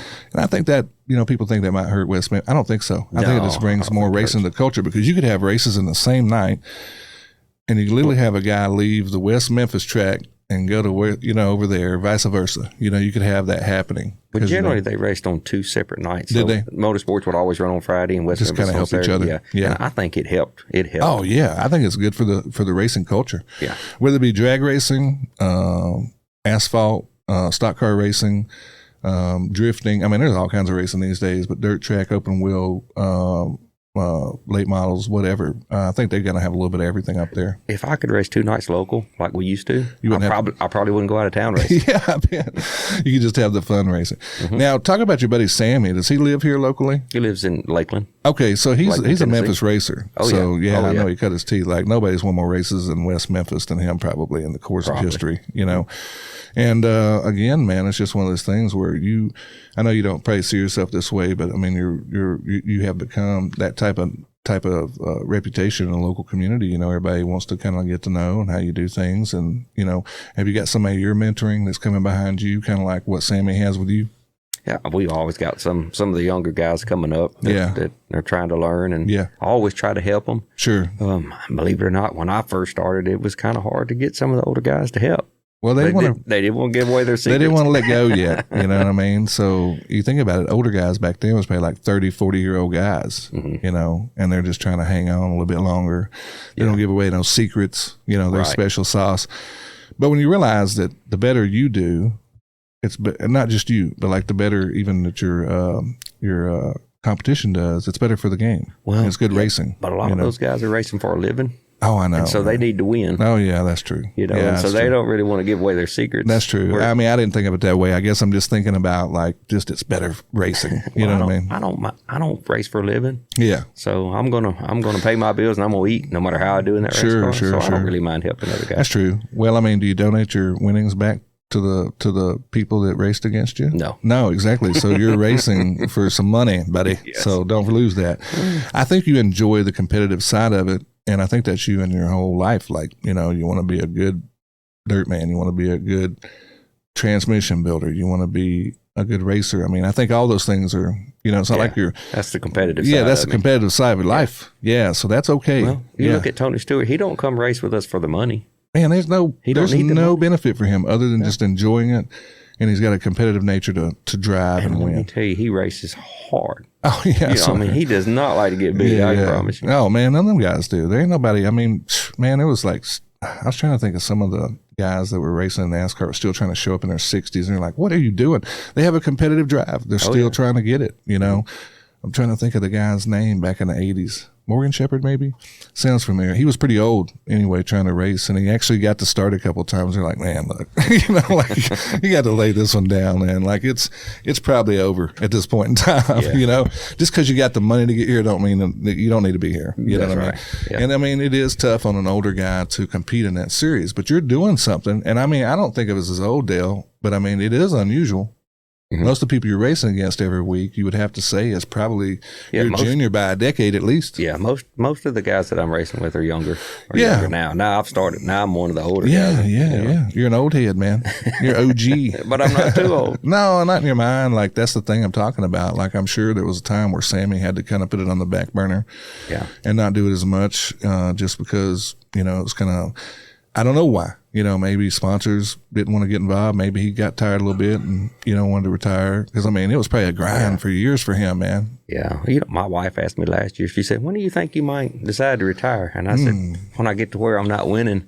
And then this year I ended up being the winningest 360 driver in the United States. So, she's probably like, so now she's like, oh no. I'm not going to see him for a decade now. He's got this great season. So, you know, but his promise is there. And, I mean, if you're still working, are you building your own motors? So my cousin John has been building them, and then I've got one guy down in Florida that just built one for me. But I don't really ever have any of the store-bought engines. Sure. We've always done them ourselves. My cousin lives right down the road from us. And, trade secret, folks. You heard it right here. Build your own motors. But most of the, I just don't want to spend the money. Yeah, I don't blame you because it's expensive. It's expensive. Yeah. Well, you have a mechanical knowledge, so I mean, you know, you're building. I grew up in the transmission shop. Yes, you know, and my dad built his own racing engines. Back in the day, so he always helped me get started. I think Ricky's was the same way, right? Didn't his dad help him? So, and actually, now Big Ricky built, which is Big Rick's Stenhouse. Yeah. You know, he built some of my engines back in when I first started. He was a racing car engine builder. That's what he did. Yeah, so that's kind of naturally his son. He's like, well, we already got a motor. We just need a car. You know, Big Ricky helped me get my first 410 sprint car ride. Did he really? He did. Yeah.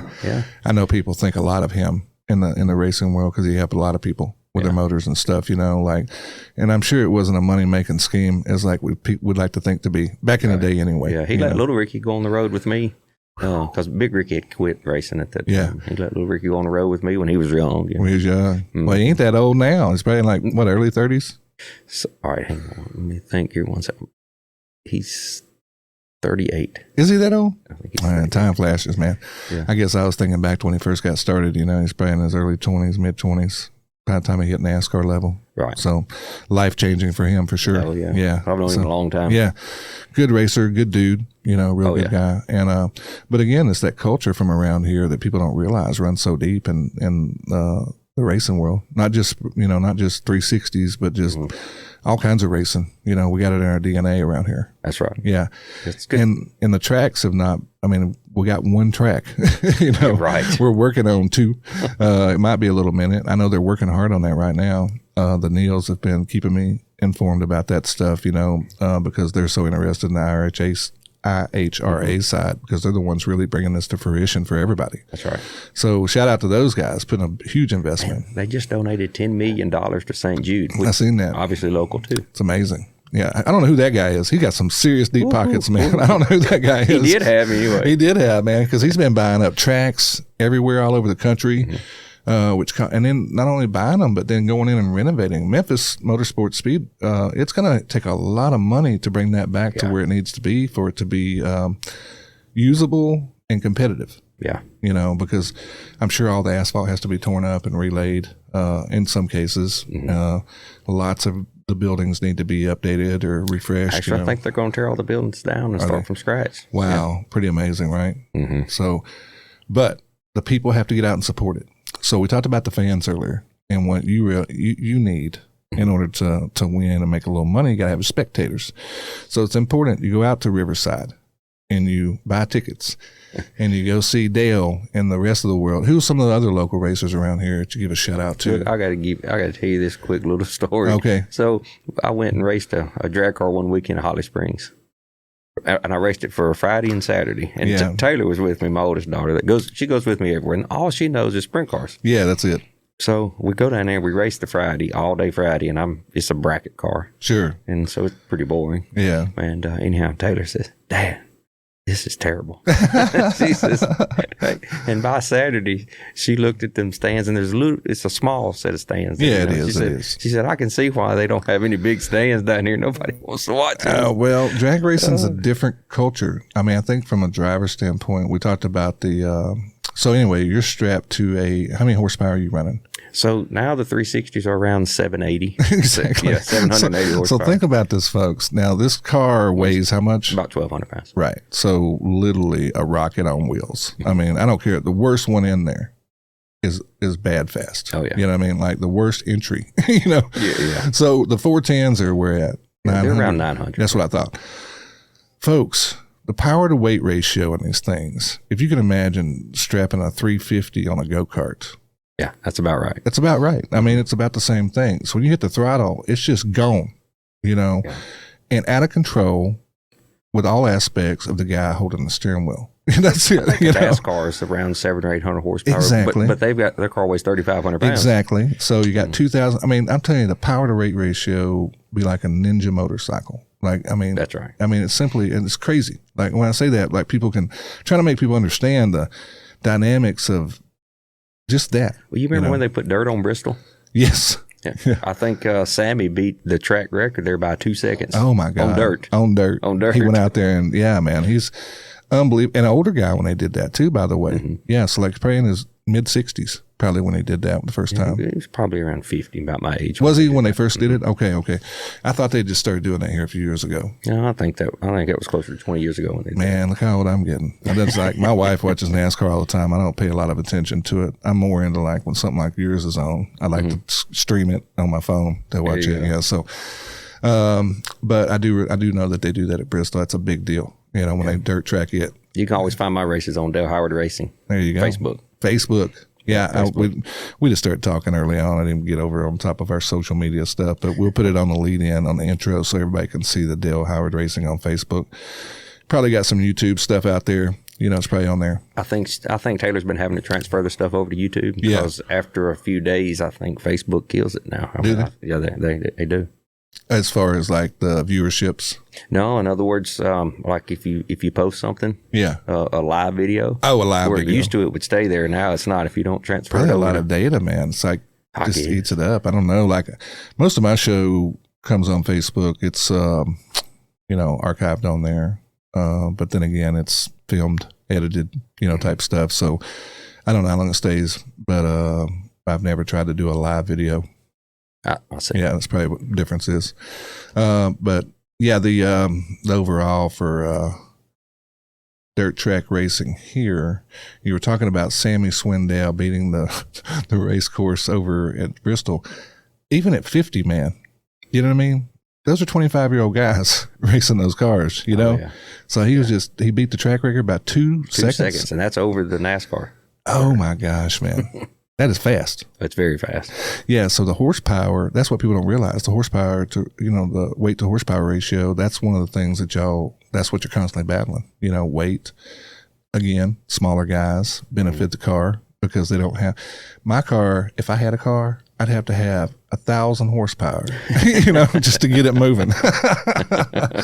But again, it's like a rocket on wheels, man. I mean, it's out of control type stuff other than the person steering it. And you got to have the best of everything underneath you or it's dangerous. Yeah. You need the best safety equipment. Period. A lot of guys got really injured and killed years ago. Yeah. And of course they still do, but not nearly as bad as they used to. Sure. Yeah. So, if you ever watch any of this, anybody that's watching this and don't know much about it, just Google it. Google sprint car wrecks, and it's very, very entertaining. And 90% of the time, maybe more, the guys get out, shake it off, they're good, because these things are built with the best safety in mind. But there is the occasion. Yeah. Even Tony Stewart got caught up in a situation like that, and people said it was flagrant on his behalf that he caused it, but I don't think they understood the power of just throttling it up. Like, you know what I mean? He flipped that guy. But I don't think it was intentional. But Tony's been hurt himself a few times. All of them.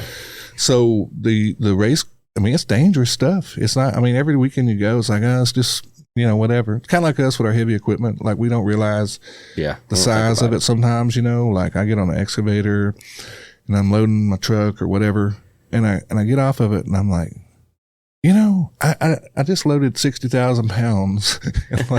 You don't realize, because the machine never moved. Like it was just literally stationary, picking up the stuff. So you don't realize the capacity and the dangers of it. If one thing goes wrong, a hydraulic hose breaks or anything, or you step off of it wrong, you can hurt yourself. You know what Tony Stewart told me his favorite thing to do, pastime? What's that? Run an excavator. I believe that. Yeah. Yeah, I believe that. He said he's terrible at it, though. Oh, I'm horrible. I mean, Brett tells me all the time. My buddy Brett.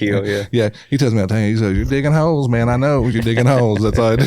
I'm like, I'm not a good excavator. So Tony bought this ranch out there where he lives up here in Indy, and he bought a dump truck and an excavator. Just to play. Mm-hmm. Just to play. But he's got a full-time hired guy that drives the dump truck for him. Yeah. But the guy that won't even stay in the dump truck as long as Tony's loading him. He gets out because he's scared Tony's going to hit the truck. Oh, my God. That's what Tony told me. Oh, I've tore the boards off mine many a time. Yeah. Listen, just loading myself. I can't even blame nobody.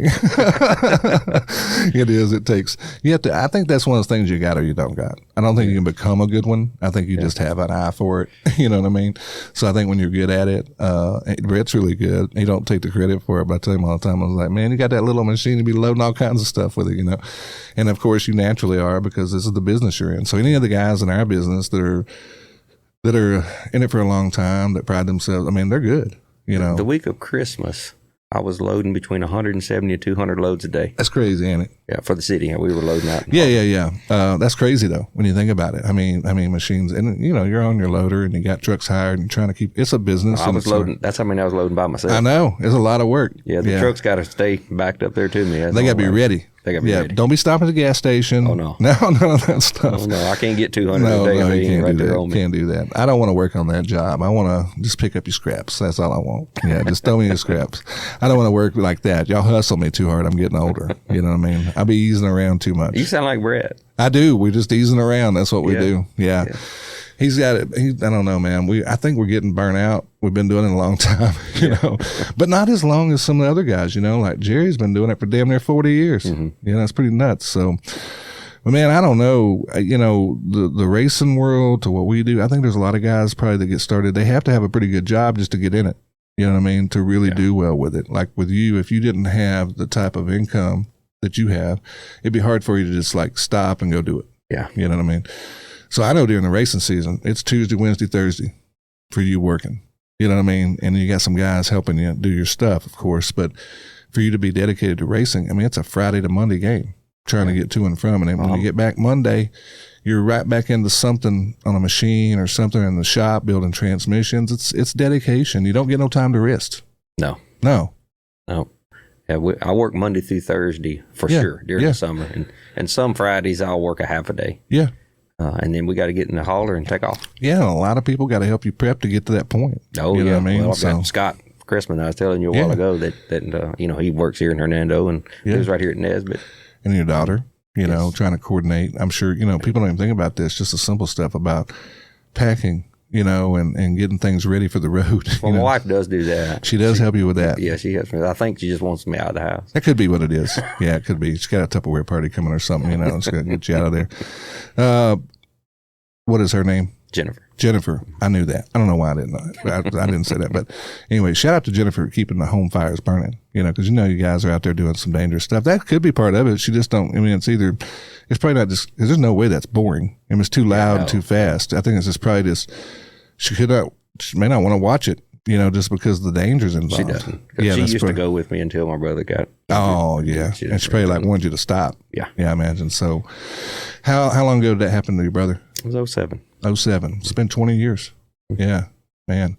And let's see, I'm sure he still cheers you on. He does. Has a good old time. What was his name? Give him a shout out. Joshua Howard. Mm-hmm. And I bet he loves watching you win and gets excited. Oh, yeah. If I run second, he is mad at me. So he's super competitive. Very. Yeah. More than me. How is he older than you or younger? Younger. He's 10 years younger. 10 years younger. Okay. So, and is that the only brother you have? No, I've got, then I've got Jan. He's the middle brother. I know that name. Yeah. Jan? Yeah. So Jan's 2 years younger than me. He races. He does. Yep. He runs a sprint car here at West Memphis Yep. and around too. And then I've got my other half brother, which is Jimmy. Okay. He's older than me. He's the one that keeps my late model down here in Okay. Independence. I didn't know about Jimmy. Mm-hmm. So shout out to all those guys for keeping Dale motivated. I'm sure. So Jan races. Does he love to be competitive with you? Oh, very. Oh, yeah. So when you go to the track, especially in West Memphis, right? That's where y'all really kind of probably compete the most. We do. Yeah. Oh, yeah. So is he taking the lead, or you got him edged out on the wins, or? No, it probably took him 30 years to just get used to me beating him. Oh Lordy, he probably still ain't got used to that. I think he's used to it by now. He probably hasn't got used to that yet. No. And on top of that, it's probably not even if y'all win. It's just who comes in a better spot. That's right. Right. So even if either one of you win, if it's 10th place, I came in 9th. Oh, you used to see the race between us if we were running last. I mean, oh my gosh, that's hilarious. So it's probably like your whole life you grew up just being super competitive with your brother, and it kind of drives you. It does. You know, it probably gave you the competitive nature you have. Me and Jay and Joshua one time, and little Ricky, we took 4 4-wheelers, and we got out in the snow one year. It's before Joshua got hurt, and we were just out there riding around. Well, then we put tires out there and made us a little track in the snow. Before we got done, all the wheels were beat off all 4 of those 4-wheelers. Oh my God, man. Jesus. Yeah, we were on flats and still racing. Still trying to race, trying to get it. So again, it goes back to show the competitive nature of these guys and where they come from. And it's I don't think it's any coincidence that you're not, that you are friends with these people you mentioned, like Sammy and Ricky, people that everybody knows their names. There's a reason for that, because they're cut from the same mold. You know, you have to be in this game. And I know there's a lot of people racing, but there ain't people that can stay in it as long as y'all have and be competitive. You know, there's a lot of folks that start out in it and they don't do good, and they think, well, I'm just going to try for a little while. It will break you financially. Your spirit will be broken. Yeah. You know, you will be humbled fast, son, when you get out there on that track and you don't realize what you've got yourself into. I see people all the time. They go out and they buy a car and they say, they tell me all about what they're going to do, and I just say, okay. And usually you're exactly right. It humbles you real quick. Well, same way in our business too. You know, you just got guys jumping out into it all the time, like in the construction business. All of a sudden they pop up with all this equipment. You're like, what in the world? And they're going, oh yeah, man, I'm going to do something. Yeah, okay.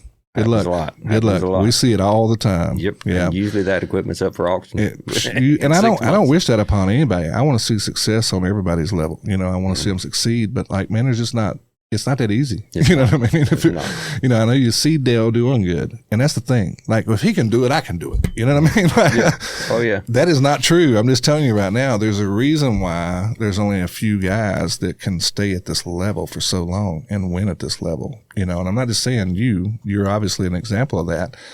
But yes, Sammy Swindell. Yes, Kyle Larson. You know, why?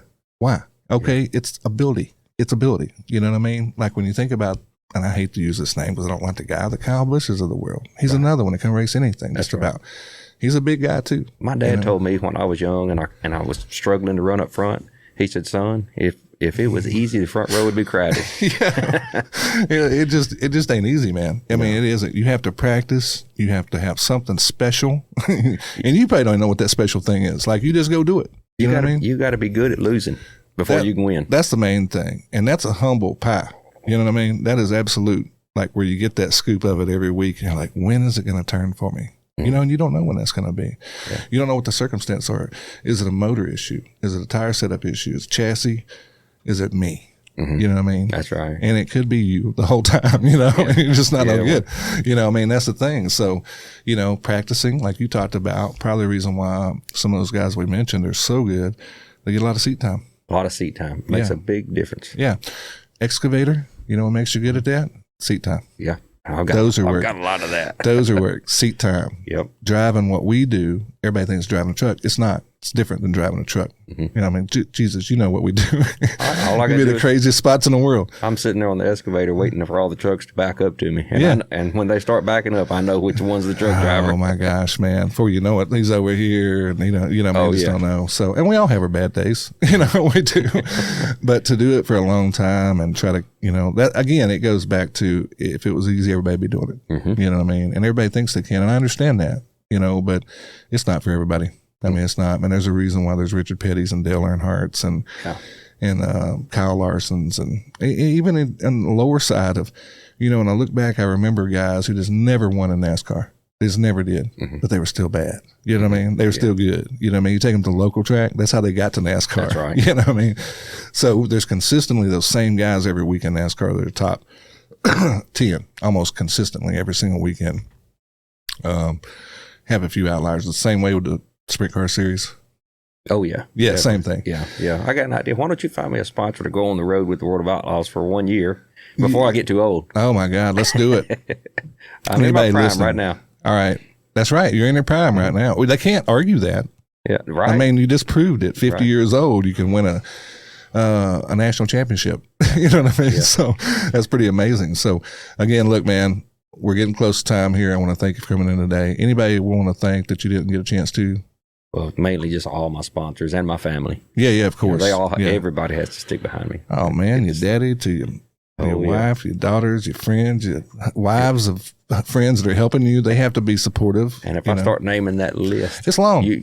Right. Yeah. And I'd leave somebody out and they get mad. Yeah, they get mad. So, but the main thing is you thank your primary sponsors today, and we'll rerun those again. Well, and I appreciate it. Yeah, man. So XC Gear, Lance Smith and them over at XC Gear. You've got Robert. Yeah, Robert. And Miss Jody, mainly Miss Jody, since she's got the camera. Robert who? It's Jody. Yeah. I mean, Jody Robert Lytle spends most of his money on tow bills. Is that what so it it's is? mainly so it's Jody that's really doing it. Because he's driving Fords. Right, that's exactly right. And then you've got Alan and Eric over at Boar's Not Out. Boar's Not Out. They've got a super good product. Man, you got a good group behind you. I mean, that's probably part of the success comes from the fact you got this consistent support from your sponsorship, consistent support from your family and friends, and fans. Because I know you got those too. Yeah, we have. I mean, without fans, you can't do what you do. That's exactly at the end of the day, because nobody's coming to the track. You don't have the money to win, potentially. In sprint car racing, we all have rivalries too, and that helps get the fans there. They want to see who's going to do this. Oh yeah, y'all get out and start scrapping. Oh, we have a scrap every now and then. Yeah. Have you been on the receiving end of a good one, or most? I mean, because a lot of times when somebody's mad like that, they're coming at you, you're barely getting out of the car, getting your helmet off, and all of a sudden, boom, somebody's on you. You know what I mean? Is that typical in your world too? Oh, it happens. It happens. It happens. I'm going to plead the fifth. Yeah, plead the fifth on who aggressed or not aggressed. So, what the cameras didn't see, they didn't see, right? It didn't happen. Yeah, it didn't happen. Now, these days, this, like somebody's going to get some video. Oh, it always happmes. Like, that's just anywhere you're at, somebody's videoing. So, everybody has a camera on their side. Oh, my goodness, man. And then the car's got cameras on them now and everything. So, do you run a car cam? Yeah, there's some guys that put the GoPro cameras in there to put it on YouTube. I don't have one, but there are guys. Like, is there certain media groups that you know? Yeah, there's some of them that put their. I'm trying to think. There's different ones that. And every now and then, they'll say, "Hey, do you mind if we put this on here for our YouTube channel?" Will it slow my car down? Yeah, that's all you want to know. That's it. Yeah, that's it. Yeah. Will it impede my vision? I mean, I'm sure they're putting it somewhere on the car where it doesn't really affect anything. That's right. So, and it's not aerodynamics in your world so much as it is just ground force. You're trying to keep it on the ground a little bit, right? So that's what that again, the wing is not really. It's basically trying to keep that thing grounded and suck down to the track, and it's a weird look. Because you don't think that side wing would do that because, I guess the G-force is going around, the inertia, everything that's just trapping that on that car. That wing is, that downforce. To be a good sprint car race, you really got to understand aerodynamics. Yeah, man. I'm actually an airplane pilot. Are you really? Private pilot. Okay, cool. So, I understand a lot about airplane. Yeah. So it helps when you're driving that race car to understand how that wing works. The lift and everything. Mm-hmm. You know what I mean? Because the high speeds, the greater the speed, the better the lift. So what's the fastest you get around, like to the biggest track you might go to the fastest track? Sometimes I try to stay off the real big tracks. Yeah. They're not that popular down in the South. Mm-hmm. There's a few of them. Like Rome, it's a half mile. That's a big Georgia, you mentioned earlier. Mm-hmm. And so we, like I said, most of the tracks down here are kind of small. I'd say we probably get maybe 120, 130 in that range. If you get on some of the bigger tracks, you're 150 plus. Mm-hmm. Which is fast, son, in a circle. Let me tell you. Yeah. That's one thing, straight out, flat out, and Robert's Mustang. Well, I don't know, his probably won't do that. It won't go that fast. Jody's Camaro. There you go. All right, there we go. It's one thing to be on a straight, flat out doing that. It's a whole nother thing in a circle. Oh yeah, you sliding. with sideways, trying to coordinate this slide, hoping your tire don't grab a rut, flip you. You know what I mean? Or touch another guy's tire. Or touch another guy. That's the bad thing about open wheel. It just absolutely, it's dangerous, man. Oh, yeah. It's dangerous. So staying off the other guy is really important. You know, you don't want to be bumping, you know, like touching. Rather not. Rubbing ain't racing with sprint cars. I mean, it's just not, dude. I mean, that's dangerous stuff. So again, just high speeds. What kind of G's you think you're pulling in that car? You know, one of those GoPros actually had that on there. Did it? I don't remember what it was, but it's got to be in the 6-7 range. It can be. Yeah, I imagine it is. It can be. Fighter pilots experience 9 to 10, they say. So I'm only assuming on a short circle track. There's some of the tracks where you can start feeling the skin on your face pull down and your arms pull down where you can barely hold the wheel and things like that. Like on a roller coaster. Like you just can't pull yourself up. That's it. Yeah, like on a roller coaster. Yeah, they're going too fast, too quick to this direction. Yeah, absolutely. So I'm trying to think how you could correlate that with people and anything they do. Yeah, I think that's about it. Probably close on a roller coaster. An extreme one, not just a regular one, but an extreme one. You know when you go in that circle, that loop, and it just pulls you straight down in your seat, where you can barely see. You can't even see. Eyelids done pull. That's where we get. That's where you're at. And it takes a lot of practice to where you can handle that. So sometimes I drive the 2-seater over at West Memphis. Okay. And a lot of people will get in the back and they don't realize that our necks are pretty strong. Yeah. And they get their head hung out over there to the right, and they can't hold their head up. And they're sitting behind me, and I can't see that, so I'm steady hammering on it. I don't know that they can't. Yeah, because you've had practice holding your neck up. Right. Like you've done 1,000 laps in the last 20 days, or something, to where your neck is just built for this. So you don't realize it, but when you first get in a sprint car, that's the first thing you're going to have a problem with is holding your head up. Oh, probably be sore for days. Just trying to every year. Like if you take any time out of the seat, I'm sure there's an adjustment. Yeah, there is to your body getting used to this again. You know what I mean? Well, this even what we do, you can still have a truck or a piece of equipment for a week, and you got all of a sudden you got sore knees and everything else just getting back into it. So. These are muscles you don't normally use. And so that's why it's important to get that seat time and practice time leading up to it. So you don't have a place to practice. You practice when you get to the track, right? Most of the time. Yeah, I don't have a place to practice. No, you got a place. You just haven't built it yet. Well, maybe you got the ability. We need to go down there on Dale's plantation down there in the south side of DeSoto County and build a sprint car track. Yeah, maybe I should try that. Yeah, you got a dozer. Neighbors probably wouldn't like it, though.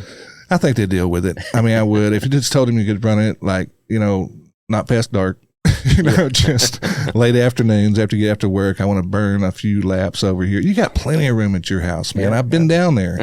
You got plenty of room. You well, we farm a lot of that land. I know. That's another thing. They're farmers. We didn't mention that. Yeah. Your dad, you guys do some hay and things of that nature. Yeah, we kind of. Yeah. We don't do any of the row crop anymore. Just hay is all we do. Just hay and probably a few cattle here and there. Y'all still got some. We got rid of all that. Got rid of all that. Freed up a lot of your time to do what you're doing now. Oh, yeah. Because that stuff is work. There's been times when I've called you and you're like, man, I'm cutting hay for the next.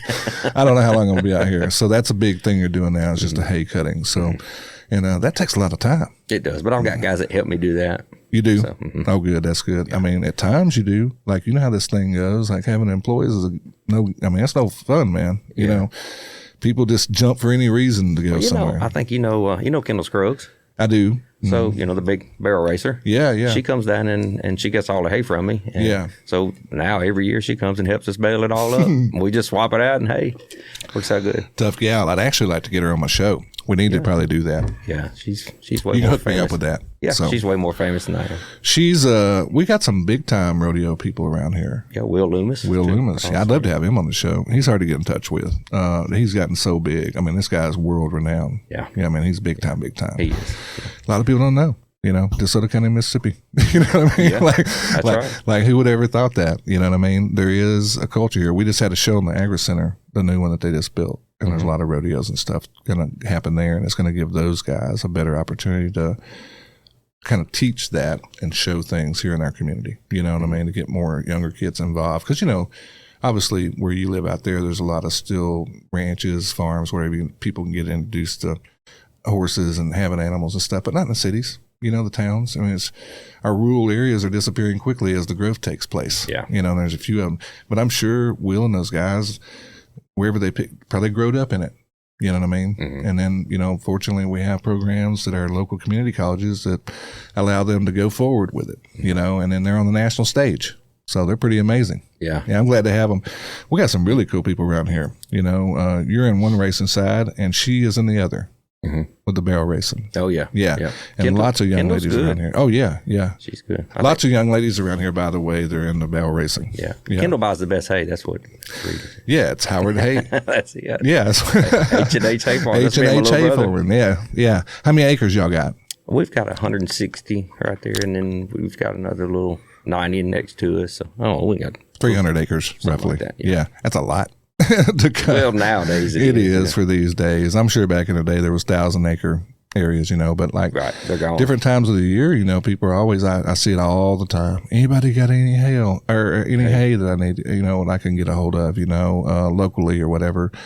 Different parts of the country go through droughts, and stuff like that. So Texas usually in need. They have to buy a lot of their stuff. So, did they have people come pick up loads from you? Used to. Yeah. Used to have a lot of it, but Texas hadn't had a drought in a while. Thank goodness. Yeah. So. Hey, man, it is what it is. There's a lot of local people too, so anyway, man, look, one more time. Anything we need to mention? I guess we covered it all. We covered it all. Good luck with the new racing season. I got a feeling we're going to be talking about your victories here pretty soon. Man, I appreciate it. I really do. And I wish you continued success. And I'm glad to call you my friend. And everybody that sponsors Dale, thank you. And I know that he's greatly appreciative. I appreciate our sponsor of the show, Roofworks Roofing Company. By the way, if anybody's listening, they're looking for people new salespeople. If you're looking for an opportunity for a job, go check them out. You can reach them at 662-303-0345, roofworksmidsouth.com. And remember, FancyNancyFoundation.com. And that's to get in on the raffle for the Jeep. That all goes to proceeds of domestic violence survivors. Until next time, guys, thank you. Bye.